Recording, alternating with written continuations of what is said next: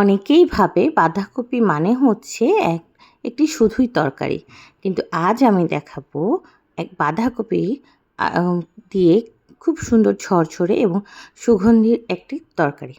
তো আমি হচ্ছে পেঁয়াজটা দিয়ে দিলাম, কাঁচামরিচও দিয়ে দিলাম, তো একটু তেল দিয়ে, তেল কিন্তু কমিয়ে দিবা বুঝছো, বেশি তেল দিবা না। তারপরে একটা ডিম দিয়ে দিলাম। তো এখন এই ডিমটাকে আমি সুন্দর করে একটু লবণ দিয়ে একটু কুচমুচু কুচমুচু করে নিব, নুডলসে যেরকম আমরা করে থাকি আসলে সাধারণত।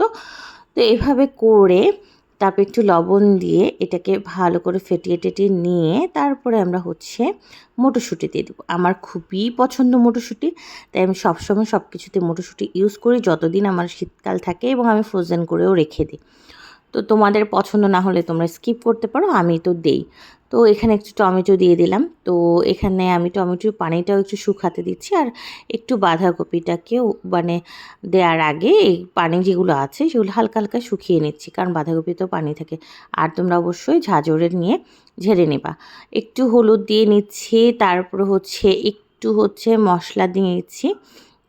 এই মশলাটা হচ্ছে আমি প্যাকেট গরু মাংস, মুরগির মাংসর মশলা যে পাওয়া যায়, ওগুলো ২টা একসাথে মানে নিয়ে হচ্ছে একটা বয়াম ভরে রাখছি।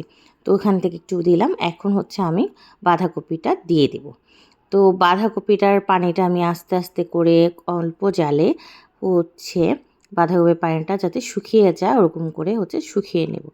এখন যখন বাঁধাকপির পানিটা শুকিয়ে যাবে তখন হচ্ছে তোমরা ধনিয়া পাতা দিয়ে নেবে। এই যে মজাদার একটা রেসিপি তৈরি হয়ে